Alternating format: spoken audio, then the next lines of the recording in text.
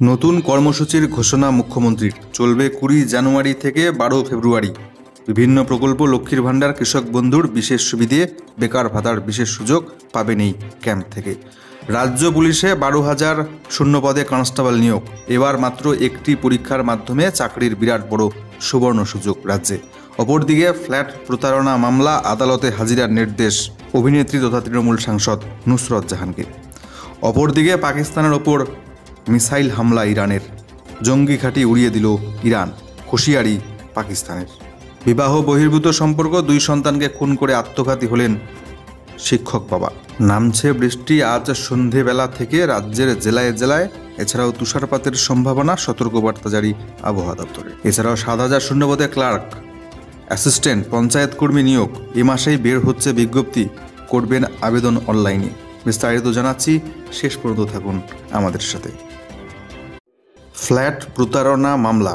Flat প্রতারণা কাণ্ডে ধাক্কা টলিউড অভিনেত্রী নুসরত জাহানের। আদালতে সশরীরে দিতে হবে হাজিরা। আদালতে সশরীরে হাজিরা দিতে হবে অভিনেত্রী সাংসদ নুসরত জাহানকে। ফ্ল্যাট প্রতারণা কাণ্ডে এমনটাই নির্দেশ দিল আলিপুর জজ কোর্ট। এর আগে আলিপুর আদালতের তরফে নির্দেশ দেওয়া হয়েছিল, মামলার শুনানির সময় সশরীরে হাজিরা দিতে হবে বসিরহাটের সাংসদকে। সেই নির্দেশকে চ্যালেঞ্জ করে জজ কোর্টের দ্বারস্থ হয়েছিলেন নুসরত জাহান। জজ কোর্ট জানালো, নিম্ন আদালতের নির্দেশে কোনো ভুল নেই, ফলে বহাল রাখা হলো আলিপুর আদালতের নির্দেশ। উল্লেখ্য, ফ্ল্যাট দেওয়ার নামে লক্ষ লক্ষ টাকা প্রতারণার অভিযোগ উঠেছিল নুসরত জাহানের বিরুদ্ধে। প্রতারণার ঘটনায় যে সংস্থার নাম সামনে এসেছে, নুসরত একসময় সেটির ডিরেক্টর পদে ছিলেন বলে জানা গিয়েছে। রাজ্যে চালু হচ্ছে নতুন জনসংযোগ কর্মসূচি, বসছে নতুন করে ক্যাম্প। লক্ষ্মীর ভাণ্ডার, অন্যান্য প্রকল্পের সুবিধে পেতে বড় সুযোগ আপনাদের কাছে। মমতার জনসংযোগ কর্মসূচি চলবে 20 জানুয়ারি থেকে 12 ফেব্রুয়ারি। সদ্য মিটেছে দুয়ারে সরকার শিবিরের মাধ্যমে রাজ্যের বিভিন্ন প্রকল্পের সুবিধে প্রদানের জন্য আবেদন নেবার কাজ চলছে। পরিষেবা প্রদান, তারই মধ্যে সমস্যায় সমাধান জনসংযোগ কর্মসূচি ঘোষণা করলেন মুখ্যমন্ত্রী মমতা ব্যানার্জি। এই কর্মসূচির মাধ্যমে আগামী 20 জানুয়ারি থেকে 12 ফেব্রুয়ারি পর্যন্ত ভোট গ্রহণ কেন্দ্র ভিত্তিক ক্যাম্প করা হবে। প্রতিটি ক্যাম্পে থাকবেন 3 জন করে রাজ্য সরকারি আধিকারিক। লক্ষ্মীর ভাণ্ডার, বার্ধক্য ভাতা, কৃষক বন্ধু, শংসাপত্র এবং অন্যান্য পরিষেবা এখনও যারা পাননি তারা ওই ক্যাম্পে গিয়ে নিজেদের নাম লিখাতে পারবেন। বুধবার বিকেল 4:30টায় ওই কর্মসূচি নিয়ে নবান্নে বৈঠক ডেকেছেন মুখ্যমন্ত্রী মমতা ব্যানার্জি। সমস্ত দপ্তরের সচিব তাতে যোগ দেবেন বলে জানা গিয়েছে। এছাড়াও ভার্চুয়ালি থাকবেন সব জেলাশাসক থেকে বিডিও এবং এসপি অথবা পুলিশ আধিকারিকরা। এছাড়াও 2025 সালের ফেব্রুয়ারি মাসের মধ্যে রাজ্যের প্রত্যেকটি বাড়িতে পানীয় জলের সংযোগ নিশ্চিত করা হবে বলেও তিনি আশ্বস্ত করেছেন এদিন।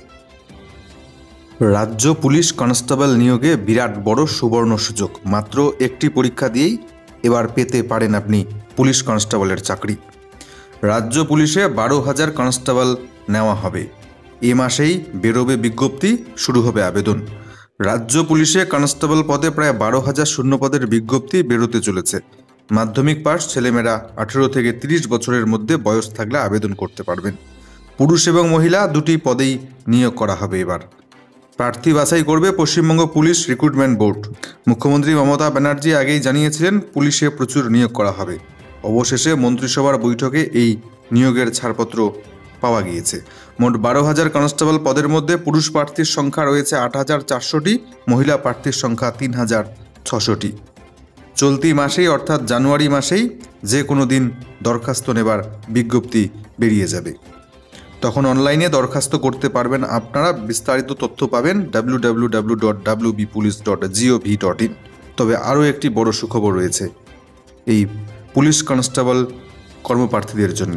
সাধারণত পুলিশ কনস্টেবল নিয়োগের 2টি পরীক্ষা হয়, প্রিলিমিনারি এবং মেইন পরীক্ষা। তবে এবার কোনো প্রিলিমিনারি পরীক্ষা হবে না বলেই জানা যাচ্ছে। দ্রুত নিয়োগে একটি পরীক্ষা কনস্টেবলদের জন্যে। কনস্টেবল পদে নিয়োগ দ্রুত করতে চাইছে রাজ্য পুলিশের কর্তারা। এর জন্য প্রাথমিক এবং মূল লিখিত পরীক্ষার বদলে একটি লিখিত পরীক্ষা করতে গত মাসে প্রস্তাব পাঠানো হয়েছে নবান্নে। সূত্রের খবর, কনস্টেবল পদে 12,000 নিয়োগ হবে। ছাড়পত্র মিলেছে মন্ত্রিসভার, তা দ্রুত শেষ করতে 2টির বদলে একটি মাত্র পরীক্ষা নিতে চাইছে এবার পুলিশ কর্তারা। জানা গিয়েছে ওই 12,000 পুলিশ কনস্টেবলের শূন্যপদের মধ্যে 15% পদ সিভিক ভলেন্টিয়ারদের জন্য সংরক্ষিত রাখা হয়েছে। যেটা আগে ছিল 10%। অপরদিকে পাকিস্তানের ওপর মিসাইল হামলা, জৈশ ঘাঁটি গুড়িয়ে দিল ইরান, পাল্টা হুঁশিয়ারি ইসলামাবাদের। ইরাকের পর পাকিস্তানের ওপর এবার মিসাইল হামলা চালালো ইরান। মঙ্গলবার পাকিস্তানের বালোচ জঙ্গি গোষ্ঠী জইশ আল আদলের 2টি ঘাঁটি পুরোপুরি লক্ষ্য করে উড়িয়ে দিয়েছে মিসাইল হামলা করে ইরান। ইরানের ছোড়া ক্ষেপণাস্ত্রে গুড়িয়ে গিয়েছে জইশ জঙ্গি ঘাঁটি। পাকিস্তানের দাবি, বিনা অনুমতিতে তেহরান পাকিস্তানের আকাশসীমা লঙ্ঘন করে অন্যায় করেছে। মিসাইল হামলায় মৃত্যু হয়েছে 2 শিশুর বলেও জানা যাচ্ছে। এই হামলার ফল ভয়াবহ হবে বলে পাল্টা হুমকি দিয়েছে পাকিস্তান। আন্তর্জাতিক সংবাদ মাধ্যম সূত্র মারফত জানা গিয়েছে, পাকিস্তানের সবথেকে বড় প্রদেশ বালোচিস্তানে জেহাদি সংগঠন জইশ আল আদলের ঘাঁটি লক্ষ্য করে এয়ার স্ট্রাইক চালায় ইরানের এলিট রেভলিউশনারি গার্ড। এই হামলায় ক্ষেপণাস্ত্র এবং ড্রোন ব্যবহার করা হয়েছিল বলে জানিয়েছে তেহরানের সরকার নিয়ন্ত্রিত সংবাদ সংস্থা। এর আগে সোমবার একই কায়দায় ইরাক এবং সিরিয়ায় জইশ জঙ্গি গোষ্ঠীর ঘাঁটি লক্ষ্য করে হামলা চালিয়েছিল ইরানের বায়ুসেনা। এবার পালা পাকিস্তানের। আরও একটি চাকরির সুবর্ণ সুযোগ, বিজ্ঞপ্তি বের হচ্ছে এ মাসেই। পঞ্চায়েত দপ্তরে 7,500 ক্লার্ক, অ্যাসিস্ট্যান্ট, পঞ্চায়েত কর্মী নিয়োগ। রাজ্যের পঞ্চায়েত দপ্তরে clerk, accounts clerk, executive assistant, গ্রাম পঞ্চায়েত সেক্রেটারি, গ্রাম পঞ্চায়েত কর্মী, নির্মাণ সহায়ক এবং পঞ্চায়েত সমিতিতে পিয়ন পদে 7,216টি শূন্যপদ পূরণের অনুমোদন দিয়েছে রাজ্য মন্ত্রিসভা। বহুদিন ধরে পঞ্চায়েত দপ্তরে এই শূন্যপদ ছিল। অবশেষে 11ই জানুয়ারি মন্ত্রিসভার বৈঠকে ওইসব শূন্যপদ পূরণের ছাড়পত্র মিলেছে। গত বছর সেপ্টেম্বর মাস নাগাদ পঞ্চায়েত দপ্তরে প্রায় 7,500 ছেলেমেয়ে নেওয়ার সিদ্ধান্ত নিয়েছিল রাজ্য সরকার। অবশেষে নেওয়া হলো চূড়ান্ত সিদ্ধান্ত। এ মাসে বের হবে বিজ্ঞপ্তি বের হলেই এ মাস থেকেই শুরু হবে অনলাইনে আবেদন প্রক্রিয়া, আপাতত এমনটাই সূত্র মারফত জানা যাচ্ছে। নামবে বৃষ্টি জেলায় জেলায়, আজ সন্ধ্যার পর বৃষ্টির সতর্কতা, ঠান্ডা বাড়বে দিনে, বেশ কিছু জায়গায় তুষারপাতের সতর্কতা। আজ বুধবার সন্ধ্যার পর কলকাতা সহ দক্ষিণবঙ্গের জেলাগুলিতে বৃষ্টি শুরু হবে বলে আবহবিদরা মনে করছেন। বৃহস্পতিবারও চলবে বৃষ্টি। বৃহস্পতিবার তুলনামূলকভাবে বেশি বৃষ্টি হবে। বুধ বৃহস্পতিবার মিলিয়ে দক্ষিণবঙ্গে গড়ে 10 থেকে 15 মিলিমিটার বৃষ্টি হওয়ার সম্ভাবনা। দক্ষিণবঙ্গ এবং উত্তরবঙ্গের সব জেলাতে কম বেশি বৃষ্টিপাত হবে এ যাত্রায় বলে জানা যাচ্ছে।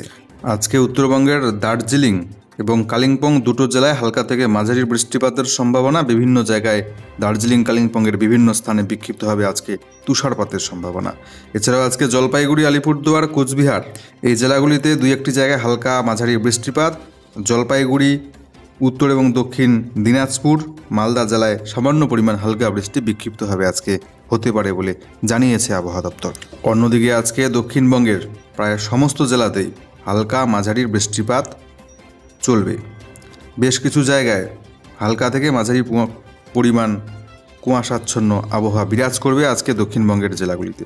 আজকে উত্তরবঙ্গের বেশিরভাগ জেলাতেই ঘন কুয়াশা দেখা যাবে বলে আবহাওয়া দপ্তর জানাচ্ছে। মর্মান্তিক মৃত্যু, বিবাহ বহির্ভূত সম্পর্কের জের 2 সন্তানকে খুন করে আত্মঘাতী হলেন শিক্ষক বাবা। কুয়োর জলে ভাসছে 2 সন্তান। সেই কুয়োর বালতি রাখার রড থেকে ঝুলছিল শিক্ষক বাবা। মঙ্গলবার সকালের উত্তর 24 পরগনা শিবদাসপুর থানা এলাকার বদুরিয়ার এই ঘটনায় তীব্র চাঞ্চল্য ছড়িয়েছে এলাকায়। প্রাথমিকভাবে মনে করা হচ্ছে ওই শিক্ষকের স্ত্রীর সঙ্গে অশান্তির জেরেই 2 সন্তানকে নিয়ে আত্মঘাতী হয়েছেন ওই স্কুল শিক্ষক। দেহ উদ্ধার করে ময়নাতদন্তে পাঠিয়েছে পুলিশ। উত্তর 24 পরগনার হালি শহরের শিবদাসপুর থানা এলাকার বাসিন্দা জ্যোতিপ্রকাশ মণ্ডল কল্যাণীর গয়েশপুরের স্কুলের শিক্ষক।